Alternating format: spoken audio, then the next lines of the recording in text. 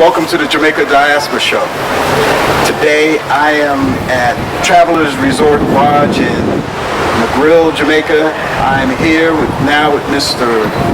Winston Wellington, who is the founder of Travelers Beach Resort here in Negril, and also N.E.E.T, which stands for the Negril Environmental Educational Trust. Welcome to the Jamaica Diaspora Show. Thank you very much. Say hello to our Hartford, Connecticut audience and the global Jamaican diaspora. And greetings to all out there. Yes. Now, Mr. Wellington, you have a fascinating history. You were the founder of Travelers Beach Resort here in Negril. But prior to that, your early beginnings, let's go back to when you were in New York. You know, you were an engineering student. What college was it? No, when I did engineering, I did it in England. England is right. Yes, that's right. Okay. I went to England as a teenager, and I enrolled at Tottenham Tech to do engineering. And I got a City and Guilds from there. And in 1967, I migrated to the United States. Okay, so you migrated to the United States. What was your first job coming over from England? All right, were you born in England? No, I was born here, right here in Jamaica. I left for Jamaica, from Jamaica to England when I was a teenager. Okay. And I spent 7 years in England. Okay. You came from England, you came to the United States. And where specifically? In Metuchen, New Jersey. Okay. And so how old were you at that time? I was 27 when I got to the United States. Okay. So where did you begin to start your career? Oh, wow. Well, in England, really. While I was going to school, I opened a nightclub with three other partners. It's called the Four Aces nightclub in London. And as a matter of fact, that lasted for 35 years. Although I wasn't there, I was only there for the first 2 years of it. And it's a legend, because if you Google Legend in the Dust, it says the story of the Four Aces nightclub, which was a legend there. Okay. People like the Rolling Stones, Bob Marley, you name it, all that passed through there. That was in the UK? Yes, in the United States, in London. Okay. In London, England, rather. And what years was that? Well, we started in 1966. Okay. Yes, we opened the club, and then I migrated in 1967 to the United States. All right. Now, okay, you did the club thing in New York as well, right? That's right. Okay. So now you also had a limousine service. Was that at the same time, or how did that come in? Well, I'll explain it this way. I used to work for Ford's Motor Company in Dagenham, England. And when I came to the United States in New Jersey, my father got me a job in Metuchen, Ford's Motor Company in Metuchen. So that's where I started doing my little career. Okay. And then I came to New York, where I met a colleague of mine during the break time, and he gave me a car to drive while we were on break from taking over of the changing over from one year model car to another. And I drove the taxi for half a day, and I paid $50 back in those days. And the following day I went up and I drove again, and I made $75. Guess what? I was only making $75 a week at Ford's Motor Company at the time. So it didn't make sense me going back to that. So from then I started off. We started off with 3 cars, and we grew to be the largest minority business, taxi cab business in New York. Okay, so now you're running this limousine service, or taxi cab business, and you're doing a nightclub. Is that at the same time? No, the nightclub came later. Okay. Yeah, because in those days they were called gypsy cab. Oh, okay. Because when I got to Brooklyn, and you were in Brooklyn as a person of color, you could not get a taxi to take you from A to B.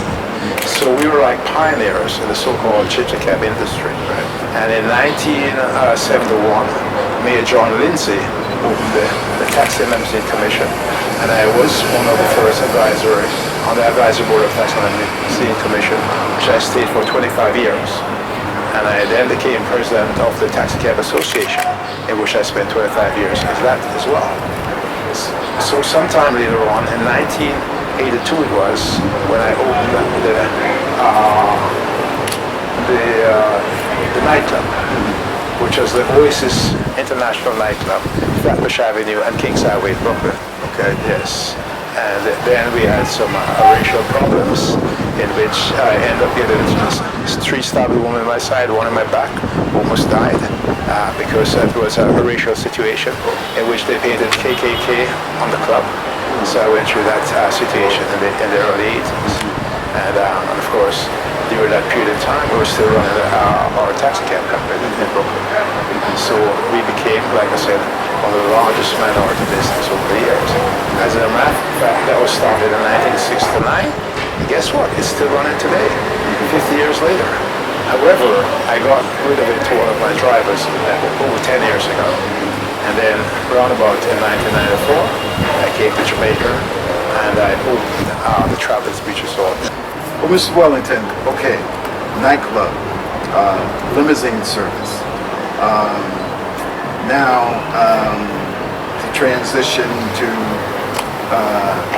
this new entrepreneurial venture of the Travelers Resort. How did that evolve? In thereabouts in 1973, 74, I became a travel agent with Travel Service in Brooklyn. So we had a travel service as well as car service at that time. So that allows me to go on many what we call fam trips. Back in the days, I could pay $45 and spend a whole weekend in any of the Caribbean islands. Then it went up to 75, then it went up to 125. So that's how it grew over the years. So the travel business at some time started to go the wrong way in terms of they started to take away a commission first. They split your commission in half, and next thing there's no commission. By then you could go on the internet and book a ticket, as an individual cheaper than you could as a travel agent. Of course, having the pleasure of traveling to the Caribbean many times and many other parts of the world, and up to date, I've traveled to over 150 different countries. And in my travels, I found this little spot here in Negril, which I fell in love with. And hence the idea of bringing love of my guests here to Negril.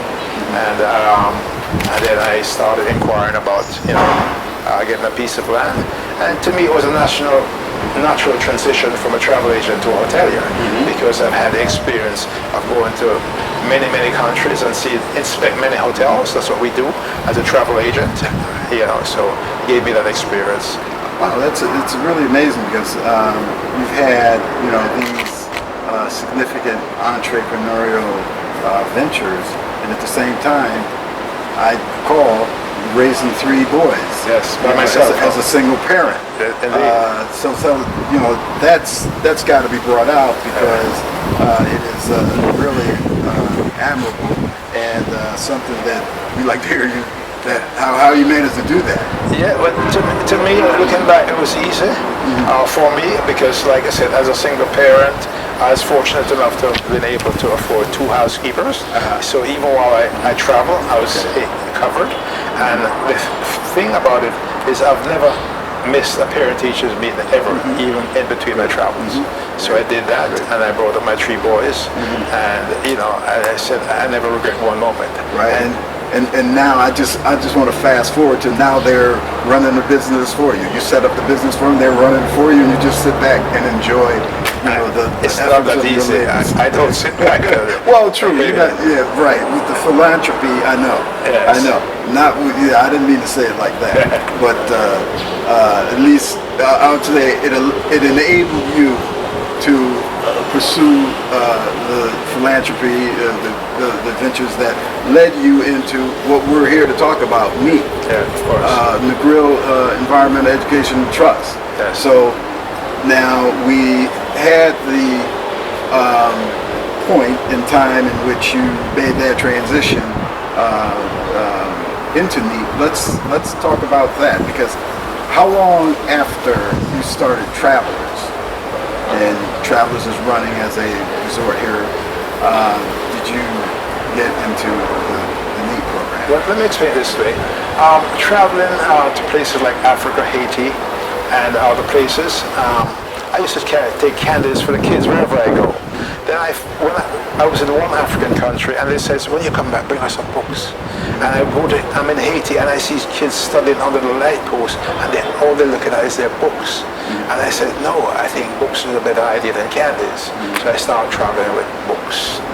Hence, when I came back to Jamaica, and I'm jogging the streets of New York, and I look in the garbage, I see so many brand new books in the garbage can. I said, oh my gosh, I wish I could get this to all those needed children in the different parts of the world where it's needed. So again, in coming to Jamaica, I said, my country is a good place to start. So I started collecting books in my garage, and everywhere I could store books, I pick them up here. I get books from like the New York Library, different schools.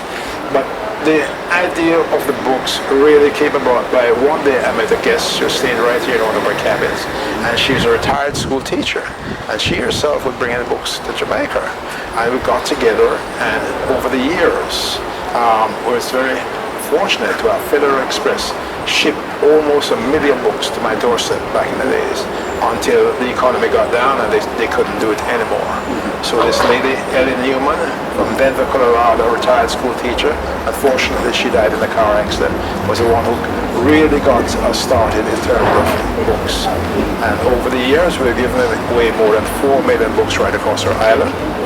We built some 20 libraries through our Buy a Block program and container libraries that we've done. We have graduated over 2,000 persons from free computer classes right here. All right, so now this is N.E.E.T. This is all within N.E.E.T. Yes. Now, but what about when did N.E.E.T. actually start? When did it officially? We incorporated in 2003. 2003. But we were collecting books before that. Okay. Yes, and of course I've been fortunate enough to have a good friend of mine, Dennis Hawthorne, who I met, and he shipped all my books and computers to Jamaica free of cost. And we've given Dennis Shipping. Dennis Shipping. Dennis Shipping up there. Yeah, Dennis Hawthorne, from Dennis Shipping. Right. Over 2,000 computers shipped here free of cost, and the other almost 3 million books free of cost to us in Jamaica. So we are entirely grateful to him for that. Now, you're also a Rotary. Okay, let's talk about that. Rotary. Rotary. Rotarian. Excuse me. Rotarian, yes. Rotarian. Yes. Talk to me about that. Yes, I'm on the board of directors for the Negril Rotary Club, in which they too have been around for more than 10 years. And the Rotary is a service club, and it's service above self. Hence the reason for me to join them, because the same principles of the Rotary Club we have with our organization, Negril Education Environment Trust. All right. Now, I'm the public relations officer for the National Association of Jamaican and Supportive Organizations, which is the umbrella organization for Jamaican organizations, not primarily in the U.S., but also we've had affiliates in the UK and also in Canada. N.E.E.T. is a NAJASO member organization. Can you tell us when N.E.E.T. became a NAJASO member organization? I'd say well over 10 years ago. I was about to start my own organization of gathering other organizations, such as Dennis Shipping was an organization by itself. We have another organization in New York, a couple of other organizations. One was Kids on a Keyboard. Right. These are friends of mine who have that organization. Mr. Bill Thinglin, who has Words of Bond. And I was about to put an umbrella organization together when I learned about NAJASA. And it didn't make sense trying to do that. So what I did, I brought those other organizations to join NAJASA. And as we know, NAJASA is supposed to have over 100 members, non-profit organizations that give back to Jamaica. So N.E.E.T. is the education arm of NAJASA. Before the break, we were talking about, Mr. Wellington, we were talking about your affiliation with NAJASA, which is a organization that does a lot in terms of giving, not only to the diaspora community, but also to Jamaica and other Caribbean islands. Your involvement with both NAJASO and with Negril Education Environment Trust has given you wide recognition. You serve as Chair Emeritus for the Negril Education Environmental Trust. You've received a number of honors from the Governor General of Jamaica. Is that the Governor General's Award? Yes, Okay. Meritorious Award from that. Okay. And so certainly you have other awards here, citations from New York City, having New York named charters that give you recognitions for all the work that you've done, as well as the Marcus Garvey Award, Lifetime Achievement Awards. You've had a number of honors, and indeed it is a privilege for us to have you on the Jamaica Diaspora Show and make everyone aware of N.E.E.T and what N.E.E.T has been doing. So let's get into some of those specifics. Yes. The tablet program, let's talk about that. Yes, the tablet program. First of all, the motto of our organization used to be a book in every child's hand and a computer in every classroom. But we had some challenges over the last 8 to 10 years in bringing stuff to Jamaica from the United States, in which they're charging you a tariff and all kind of a rigmaroles, and by the time you finish, you're going to custom 3 or 4 times, and at the same time, you have to pay something, which we never had to do that before. I could bring in books, computers, I could designate it to wherever I like, what schools. Now you have to have a specific school, you have to, all I's have to be dotted, all T's have to be crossed, and even after that, sometimes it still you don't get through. So these are some of the problems that we had to face. Because of those challenges, we've changed the motto to be a tablet in every child's hand and a computer in every classroom. And that has gone on for the last 4 years. So how many tablets do you feel that you've distributed so far? We've distributed well over 1,000 tablets. Yes, since that time. So tell us that program, because that program does require the parents. Yes, indeed. So what it is we, in our conference room right here at Travelers Beach Resort, every Saturday morning we bring in approximately 50 children and 50 parents. Every Saturday? Yes, every Saturday morning. It's an 8 weeks course. Okay. And for 8 weeks, every Saturday morning at 10 o'clock, parents and children have to be on time for that class. It lasts for 2 hours. And for 8 weeks. And we teach the 4 pillars of success, which are honesty, punctuality, a good attitude, and discipline. And then the other 4 weeks we speak about your passion. And what do you do with your passion? You practice it, and then you pray on it, and be patient and let God does His work. And then we have a graduation after that, and the children have to earn a tablet, a 7-inch tablet, and on our tablet has it on it our Bible, our national anthem, our national pledge, encyclopedia, a thing called CAN Academy, a revolutionary way of teaching maths and science, plus a set of do's and don'ts. Boys cannot wear their pants below the waist, girls have to dress appropriately, anger management, proper parenting, each one teach one. Each parent and child has to learn 3 new words a day, and much, much more. All these are on that 7-inch tablet. And it's important that the parents be here to be able to be there for the children. It's important because we find out that works best. And we certainly have quite a few high achievers. We have gold medalists, silver medalists in education, been on the local television, and so forth. So these are some of the achievements that we've had. Okay, now it's an 8-week program. 8 weeks program. Now, how is it offered? How many times a year is it offered? It's 3 times a year. 3 times a year. We're able to fit three times a year. Wow. Over the So you're covering 8 weeks, 3 times a year. Yes. How many kids in each program approximately? Approximately 50. Our last one is on the down to 30 because we had to stabilize ourselves because the room is comfortable, can do 40. Okay. So we've had up to 65 in one class already. Yeah. Now you're also, is that, I know you mentioned something that was coming up this weekend. Is that a graduation for one of your 8-week classes? Absolutely. It's a graduation that we're having on Saturday. And after graduation, we go across the street and have a fun day with bringing in all past students to come in and just have a wonderful day of fun for the children. Now, okay, so this is the culmination of their 8-week program. And you want to mention where that's going to be? Yes, it's actual graduation is going to be in our conference room right here at Travelers. And then right across the road across from Travelers Beach Resort, we have a lot over there where the children will come and the parents will bring a little food and we'll do a cookout. It's going to be a wonderful day. We have bounce abouts and other entertainment for them. Now, how many kids are you graduating this year, or this? On the 30. On the 30. In this class, but we are bringing in our past students as well to be here. And I must make mention that in 2 weeks' time, some of our high achievers will be taken to Epcot Center in Disney World and visit the University of Central Florida at the same time. And this will be our third trip doing that.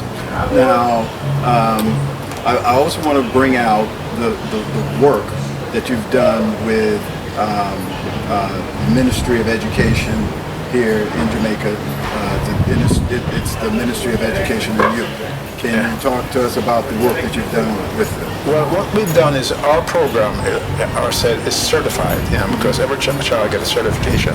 And what we've done in the past through the ministry, actually through my MP, we've trained teachers in computer literacy. We do that also for the police station. We've trained over 100 police stations through our computer program. Over 100 teachers we have trained through our computer program. We do not do that anymore because I say that we're not able to bring the computers that we used to bring in for that purpose. So we're not really involved in that situation at the moment. Okay. Now, in your travels, what are you looking to do? Any enhancements to the N.E.E.T program to expand it, and if so, in what ways? Yeah, absolutely. I just returned from Japan with my son, who ran a marathon there for the second year in a row, represented Westmoreland and Jamaica, and he did very, very well. And in that process, following all the way to Japan, I met with the Ministry of Education there, and I met with the governor of Totori, who has invited us and my students to come to Totori in August. To come to Japan? To Japan, yes, in Totori in August. And we have 10 children lined up with some teachers to go with them. And I visited a couple of schools there. And even the schools have invited us to come. And I must make reference to the fact that 2 years in a row, the Japanese children has visited our classes. So here, the Japanese kids have come here? Yes. Okay. And in those classes, they teach our children, try to teach our children Japanese, and we try to teach them patois and the Jamaican dance. But how does the sponsorship work? How do you get the funds to do That's this? what I'm about to see.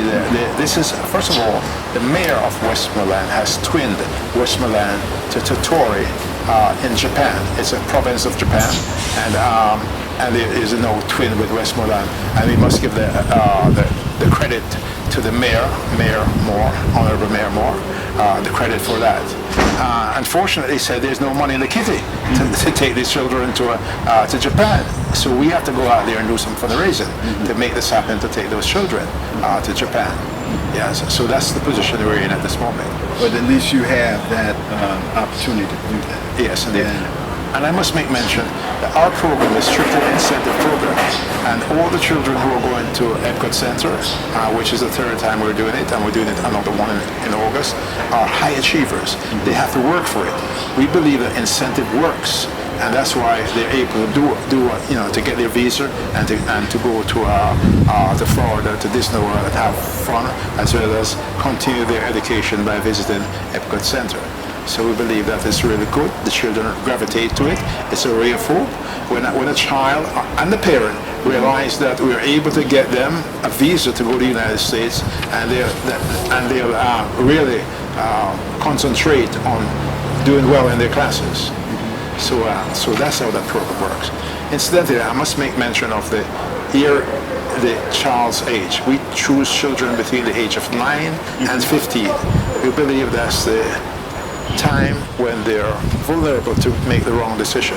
So we intercede, and it can't be done properly without the parents. Okay. Now, you've talked about the leadership tablet program. You can talk about the hospitality training program. Tell us about that. Hospital. That's also on a Saturday. We have hospitality training right here, in which we train housekeepers and how to make beds and so forth.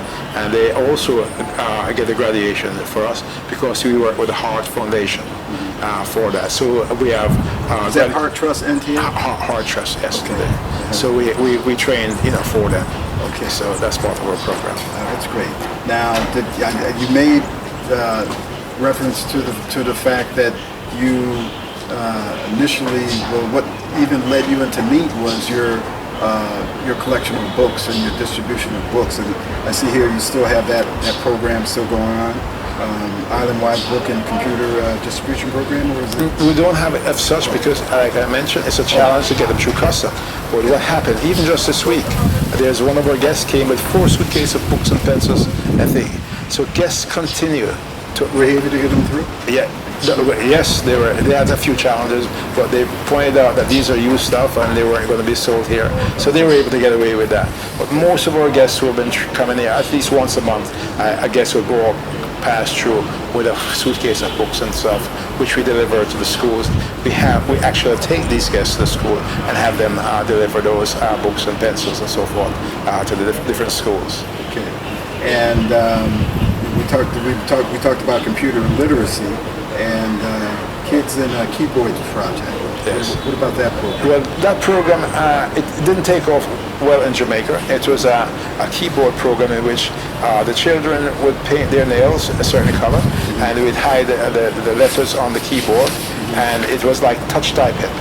And we tried to teach them that they didn't gravitate to that at all. But that was a revolutionary way of teaching skills of computer. But it has taken off in other parts of the world.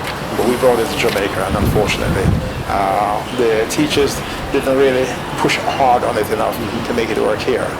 However, in my travel to Japan, and that's something I've always advocated, a thing called virtual classrooms.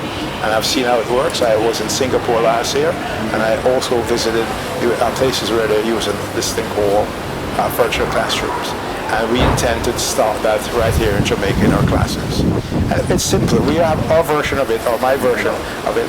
Train the best teacher in maths, the best teacher in English, and so forth. And what we find out here in Jamaica, when you have a class with 50 children, one teacher, ever made the children are misbehaving and so forth. Once you put that board up there and you have a tablet or a computer in front of you, and each computer has a number or the name of the child, and you're looking at that screen, guess what? The children don't move. It's like watching a movie. The children don't move. So we believe, as we know, a picture is worth 1,000 words. So we can use, just like Khan's Academy do, just use a picture and teach them how everything that they need to know can be taught in picture form. And I believe in that very, very much. That's the way the world is going anyway. It's the technology, doing its job.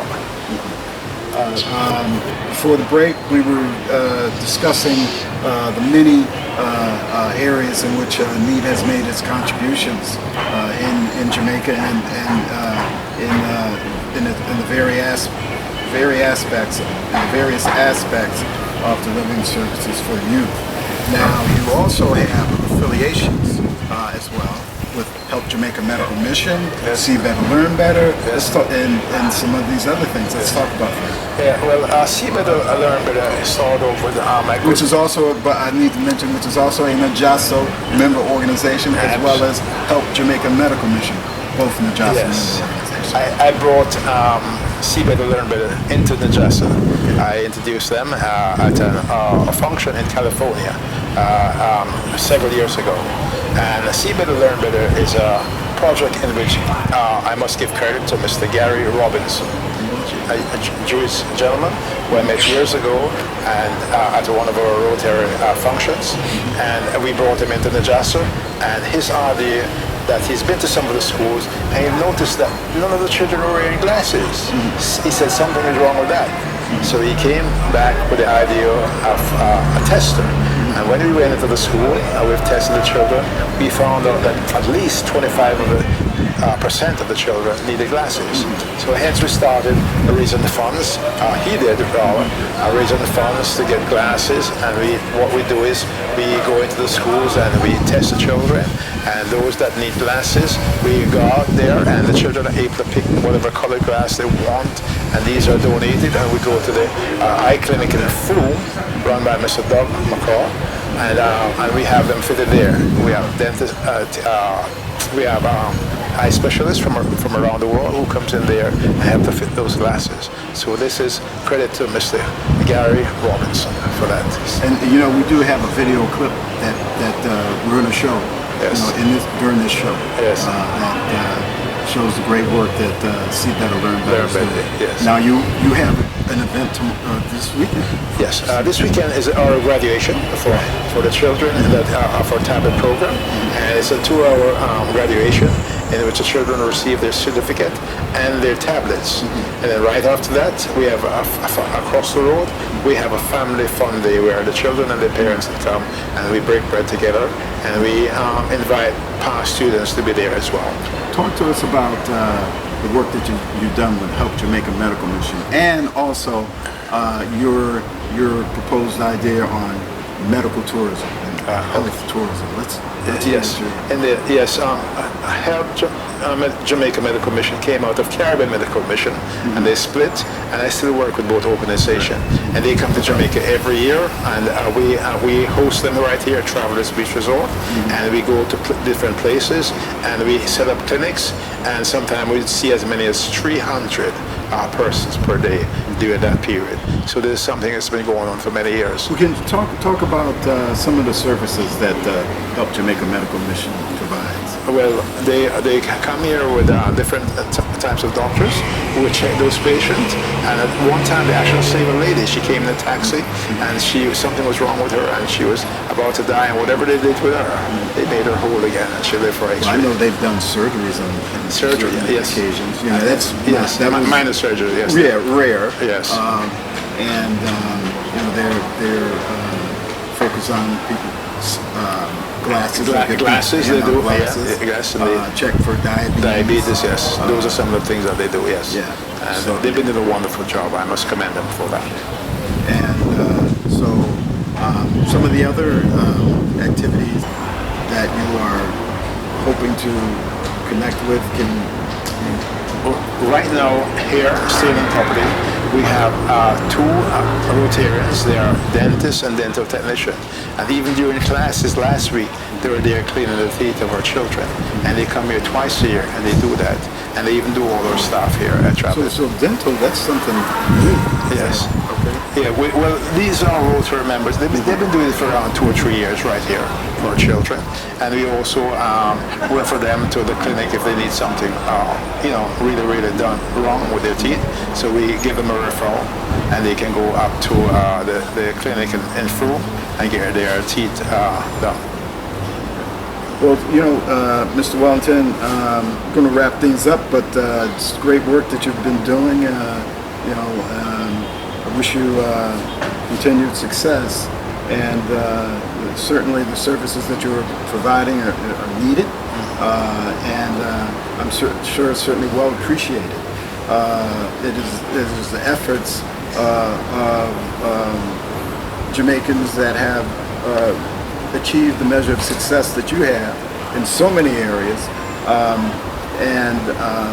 I just want to congratulate you on all the great work that you're doing, and wish you all the best to continue, and hope that you achieve all that you're achieving now, and hoping that you achieve even greater objectives.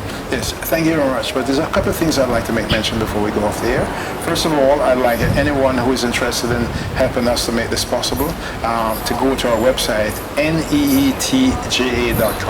N.E.E.T.ja.com. N.E.E.T Jamaica, education at NEETJamaica.com, and they can see the work that we're doing, and if there's any way that you can contribute to make this better, we'd love to have you, because guess what? Our t-shirt says fighting crime through education. That's what we're doing. So we're educating the children so that they don't turn to a life of crime. And we invite everyone, because crime affects everyone whether you're on the island temporary or here full-time, crime affects you. So please join us in this force to help to fight crime through education, very importantly. And the other thing I want to make mention too, for those of you who are fortunate to have gotten what the Bible promised you, like I did, which is 7 score and 10, or however that works, to be able to reach the number 70. I'm saying after that, you're in the departing lounge. And guess what? I am in the departing lounge, but I'm hanging out in first class. Because guess what? My next stop, they don't use money there. So no use you putting all that money in the bag and not doing anything with it, and let your children fight over it, or the government take it away. Do something with it. Create a legacy. Help this country. Our country needs everyone's help. And those who can afford it, we appeal to you. Come out here and share your wealth with others and help them to come out of life of poverty. Well, Mr. Mill, one more thing I want to say to you. You want to make appeal for funds for your trip to Japan to get these kids to be able to go over and participate in that exchange program. Please make an appeal. Absolutely. Appeal to everyone to join us in this effort to send our children because this is going to be a truly cultural exchange between Jamaica and Japan, and it's something that we want to continue on an annual basis because there's much we can learn from the Japanese in terms of their culture. And we ask everyone, because the fare, like one person to go to Japan is over $2,000 US. So we appeal to everyone who can contribute towards this cause. Be there, because this is the future of our country, our children. So if they want to contribute, how do they? I suggest they go to the N.E.E.T website and I'll tell you how you can contribute. It's that simple. N.E.E.T.J.com. You can go in there, on there, and see how you can contribute to our program. We'll put that up on the screen so the viewers will be able to get that information. Yes, indeed. It's such a wonderful pleasure. And you can put their telephone number, they can also call there too. Okay, well, that's great. And so we're going to wind it down, and thank you. And I appreciate very much this opportunity to speak with you about N.E.E.T and Travelers Resort. Thank you very much, and I also want to congratulate you and the wonderful work that you're doing to help make this world a better place. Thank you, thank you. And ladies and gentlemen, that's it for the Jamaica Diaspora Show. We'll be back next week with more programming on Hartford Public Access Television.